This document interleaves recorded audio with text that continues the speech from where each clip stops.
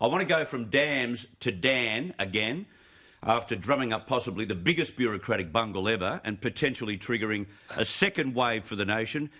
Well, what else is happening? They've decided to do a deal with the unions today, with Victoria's public servants. They're getting a pay rise.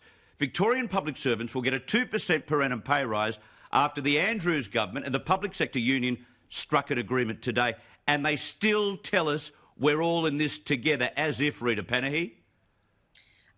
This is just a slap in the face for people who have lost their livelihoods, lost their businesses, are wondering how they're going to be paying for their mortgage, and yet you've got public servants getting a pay rise. And there's public servants who are at home who get another additional allowance to work from home. It just seems to be two different worlds, the private sector and the public sector. And you can say we're all in this together as much as you like, but when people see this and they see themselves struggling, then I think it just creates further division. It just doesn't make sense. At a time where we're in enormous debt, why would you be having any sort of pay rise for the public sector? Yeah, and then we've got the situation in Queensland, which has been sort of smothered in this reform of NAPLAN. But behind the scenes, they're getting 2 extra days holiday because,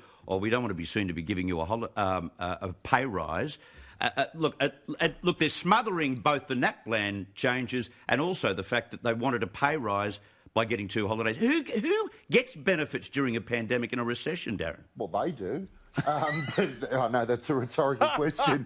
But look, I think you've got an election coming up in Queensland, so there's going to be a bit of fattening of the pig in general, and probably promises from both sides. It's in the next few months, the election. Yeah. So I think that's a bit different. Victoria, there's a pretty strong argument in Victoria right now that you would keep a cap on any public sector pay rises. Of all states at the moment. It's just, Gary, look, we won't dwell on this. I've got to tell you something else, Chris. Sorry, I've just got to jump in here. Yeah.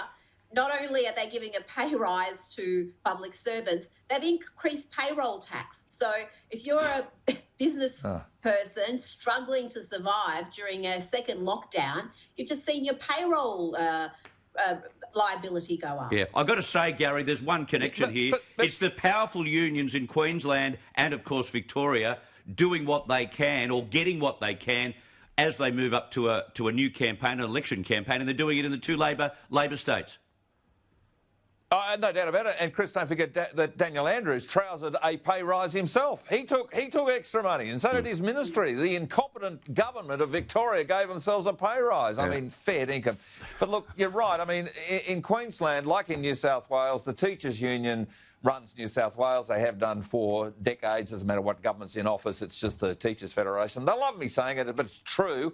In Queensland, 2 unions run Queensland. One is the rail union and the other one is the teachers union. And that's just the simple reality. The rail union, by the way, during this pandemic, the only thing travelling on trains in suburban Brisbane for months at a time was air. Yes. Was air. There was nobody on the trains, but the services were still maintained. And so they all get this factored in overtime. So the train drivers, and you can't become a train driver in Queensland unless your grandfather is currently a train driver. That's the only way you can get a gig in Queensland Rail. And the teachers want all of that as well. So, one union gets one thing, another one wants something else. Yep. And Anastasia Palaszczuk, the taxes will go up on the 1st of November if she is re-elected on Halloween. It is frightening what could happen to Queensland.